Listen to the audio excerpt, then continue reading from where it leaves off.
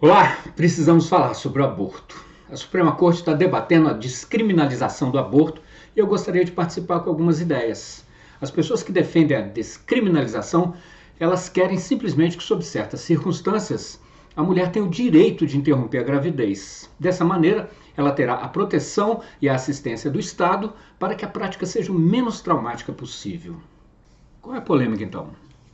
Bom, pode ser por falta de esclarecimento, pode ser por motivos ligados à crença religiosa, ou pode ser pela cruel ditadura patriarcal e machista que trata o corpo da mulher como uma máquina reprodutiva de propriedade pública.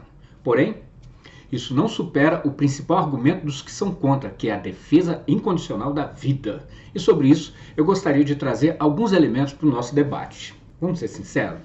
Nós, seres humanos, não amamos tanto a vida quanto queremos fazer crer. Nós temos que admitir que nós somos a espécie mais predadora e destrutiva do planeta.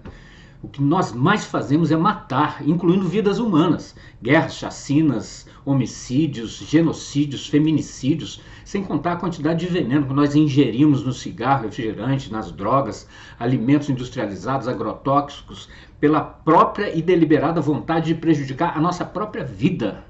E nesse particular, não podemos ignorar que, historicamente, os grupos mais violentos da humanidade são justamente as grandes religiões, cristãos, judeus e muçulmanos. Mas certamente isso não define você. Outra informação importante. Se a vida começa na fecundação, cerca de metade dos seres humanos morre logo nos primeiros dias, já que é muito comum o embrião não conseguir se fixar na parede do útero, sendo eliminado espontaneamente pelo corpo. O que vale dizer que a natureza tem o seu próprio mecanismo de seleção, a que chamamos aborto espontâneo, uma coisa relativamente comum. E aqui chegamos ao âmago da questão. Quando começa a vida humana? Você pode acreditar no que quiser, mas não existe uma resposta simples e única para essa pergunta. É na fecundação? É quando começam as atividades cerebrais, uma vez que a morte é definida pela ausência delas? É quando bate o coração naquele monte de células com formato humano? Ou é quando a criança se reconhece como um indivíduo lá pelos 2 anos de idade? Essas são dúvidas científicas, porém, um crente não tem dúvidas, ele tem dogmas. E para a igreja, a vida começa no encontro do óvulo com o espermatozoide, o que chamamos de zigoto. Porém, na minha humilde opinião, há um equívoco básico nessa teoria. Essa ideia de que quando o espermatozoide fecunda um óvulo, de alguma maneira mágica passa a existir como ser humano, é uma ideia velha, primitiva, ultrapassada e frágil. Ela considera a vida como uma espécie de presente que vem de fora, dado por um ser sobrenatural, um dom que foi dado àquele ovo, que a partir daquele momento passou a ser uma vida. Ora bolas, essa vida que está em você, ela não começou em você, menos ainda na fecundação.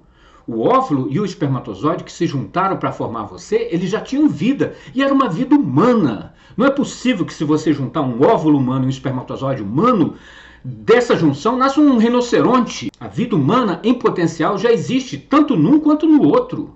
Isso que chamamos de vida é um processo contínuo, inesgotável, que teve início lá atrás, há milhões de anos. Por uma espécie de ilusão, a gente é levado a acreditar que a vida é uma coisa que está aprisionada no indivíduo, mas essa vida que está em nós é apenas uma célula de um grande organismo universal. A vida que está em você, que está em mim, em nada é mais importante que a vida que está num pé de alface. É a mesma vida. A gente só se considera seres superiores por pura arrogância e ignorância. Ocorre, porém, que, graças a Deus, nós vivemos num Estado laico e um preceito religioso não pode determinar o fundamento de uma legislação que afeta todo mundo. E uma vez que a ciência não tem e nunca vai ter uma única definição para a questão, porque nós estamos lidando com um assunto carregado de subjetividades, a gente pode ter a liberdade de decidir baseado em outros critérios, como, por exemplo, a saúde da mãe, que indiscutivelmente é um ser humano que precisa de proteção. E aqui eu gostaria de enfrentar com informação alguns equívocos sobre a realidade da prática do aborto no Brasil. E se liberar o aborto, vai ser uma festa, vai virar uma festa. Todo mundo vai fazer aborto. Isso é uma bobagem grosseira. Sabe quem é a pessoa mais contra o aborto do mundo? A mulher que vai fazer aborto. Não existe uma mulher que diga, hoje eu acordei com uma vontadinha de fazer um aborto, aí ela reúne umas amigas, faz uns salgadinhos, uns drinks e faz uma grande festa de aborto. Definitivamente não. O aborto é, antes de tudo, uma violência contra a mulher, contra o seu corpo e a sua integridade emocional. Homem nenhum jamais vai conseguir entender o que representa ter um ser humano dentro de si e por algum motivo ter que removê-lo, interrompendo o seu processo de vida. 1 em cada 5 mulheres já abortou voluntariamente. Estima-se que 500 mil abortos são realizados no Brasil, sendo que apenas 1.500 legais. Criminalizar o aborto não resolve o problema. Ao contrário, em países que foi legalizado, o número de abortos diminuiu. Uou! E o termo certo não é liberar, mas descriminalizar, tirar dos ombros da mulher mais essa culpa.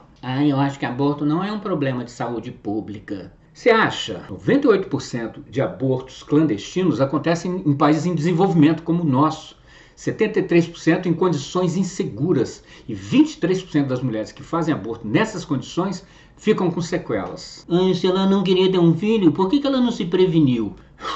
Não é um problema de falta de cuidado. 50% das mulheres que abortaram usaram algum método contraceptivo que não funcionou. Aborto é coisa de mulher que não quer compromisso com a família. 70% das mulheres que abortam estão em relações estáveis, mas na maioria dos casos, o homem sequer é mencionado como partícipe dessa gravidez. É um problema da mulher. 67% das mulheres que abortam já têm pelo menos um filho. Quem apoia o aborto deve ser ateu. Uma mulher cristã jamais apoiaria a ideia do aborto.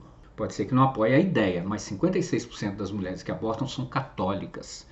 25% são evangélicas e outras 7% de outras religiões.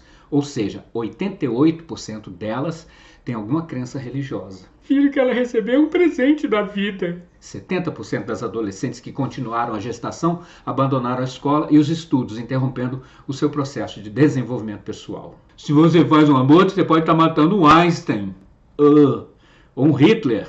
Mas na boa, esse argumento está abaixo do nível que eu considero saudável para uma discussão. Essa é a realidade que nós precisamos enfrentar. E eu insisto, não se trata de banalizar a prática, mas de criar regras que levem em consideração os motivos da mulher na hora de decidir. O corpo é dela. Que esse debate sobre o aborto nos leve a uma compreensão superior sobre o valor da vida, de toda a vida. Um abraço. Namastê. A vida que está em mim, saúde a vida que está em você. Eu sou Guilherme Bernardes, comediante, escritor e gosto de falar. Gosto de falar pra c****. Falo pra c****.